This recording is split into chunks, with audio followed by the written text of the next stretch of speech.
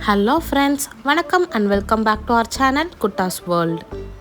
அலைகடலான திரண்டு வந்து ஆர்ப்பாட்டமே இல்லாமல் இங்கு அமைதியாக அமர்ந்திருக்கும் என் ரசிக பெருமக்களே, உங்கள் எல்லோருக்கும் என் அன்பார்ந்த முதல் வணக்கம்.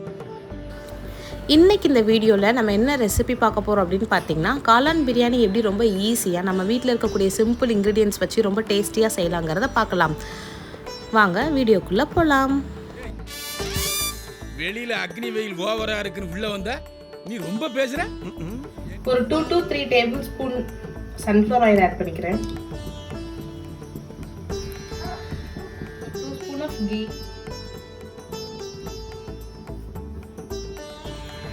எண்ணெய் நல்லா காஞ்சதும் 2 பிரியாணி இலை, 2 பட்டை, 2 கிராம்பு, ஒரு அன்னாச்சி முக்கு எல்லாம் ஆட் பண்ணிக்கலாம்.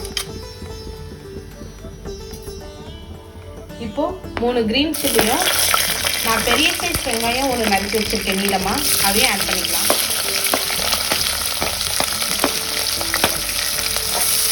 ஆட் பண்ணிட்டு நல்லா வதக்கிட்டுக்கோங்க.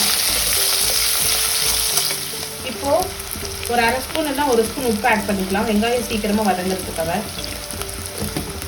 வெங்காயம் ஒரு 50% வதங்கினதும் ஒரு 2 tablespoon of ginger garlic paste add பண்ணிக்கோங்க.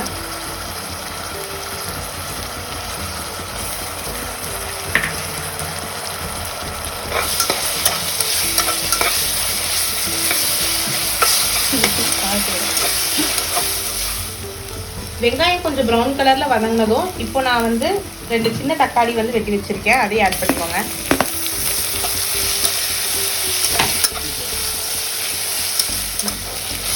தக்காளி வெங்காயம் எல்லாம் நல்லா வதங்கினதுக்கப்புறமா இப்போ நம்ம மசாலா ஆட் பண்ணிக்கலாம். 1/4 ஸ்பூன் மஞ்சள்தூள், ரெட் சில்லி பவுடர் உங்கள் காரத்துக்கு ஏற்ற மாதிரி ஆட் பண்ணிக்கோங்க. நான் ஒரு 2 tablespoon red chilli powder add பண்ணிக்கிறேன். நல்லா மிக்ஸ் பண்ணிக்கோங்க.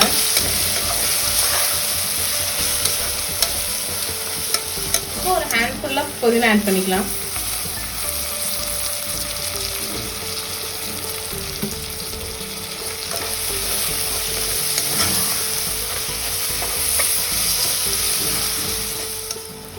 ஒரு கையளவுக்கு புதினாவும் கொத்தமல்லி கொஞ்சம் ஆட் பண்ணிட்டு நல்லா மிக்ஸ் பண்ணி விட்டுருப்போம்.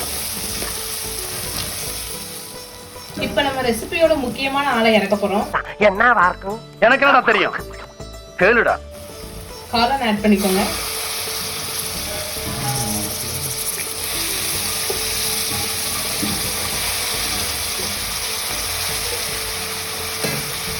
ஆட் பண்ணிட்டு காளான் அப்படி இப்படி ஒரு பெருட்டு அப்படி ஒரு பெருட்டு போட்டு நல்லா மிக்ஸ் பண்ணிக்கோங்க.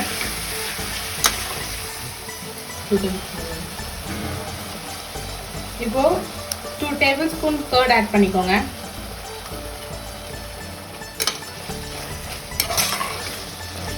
கர்ட் ஆட் பண்ணிட்டு நல்லா மிக்ஸ் பண்ணி விட்டுக்கோங்க. உப்பு தேவையான அளவுக்கு ஆட் பண்ணிக்கோங்க. காளான் நல்லா ஒரு 50% வதங்கிடுச்சு. வதங்கினதுக்கு அப்புறமா உங்க ரைஸ்க்கு தேவையான அளவுக்கு தண்ணி ஆட் பண்ணிக்கோங்க. நான் இப்போ நார்மலான அரிசி தான் இன்னைக்கு எடுத்திருக்கேன் பிரியாணி பண்ணுறதுக்கு. ஸோ அதில் ஒரு 1.5 கப்புக்கு நான் ஒரு 4 கப் ஆஃப் வாட்டர் ஆட் பண்ணுவேன். அதை நான் ஆட் பண்ணிக்கிறேன். ஆஃப் பண்ணிடுறேன். தண்ணி நல்லா கொதிக்க ஸ்டார்ட் பண்ணதும் இப்போ நம்ம அரிசி ஆட் பண்ணிடலாம்.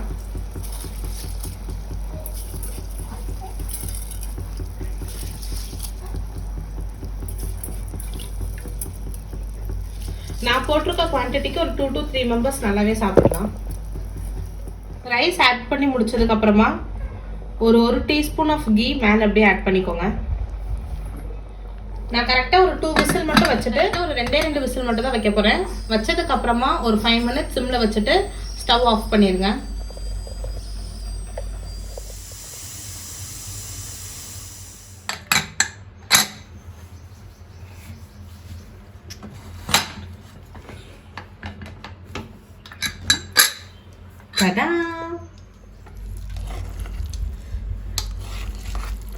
காளான் பிரியாணி சூடா சூப்பரா ரெடி ஆயிடுச்சுங்க. எல்லாரும் ஜோரா ஒரு தடவை கை தட்டுங்க. அதெல்லாம் தட்ட முடியாது. ரைட் விடு.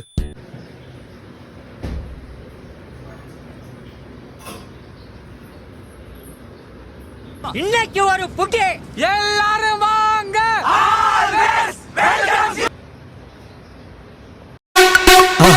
மறக்காம சர்ப்ரைஸ் பண்ணுங்க. தேங்க்யூ.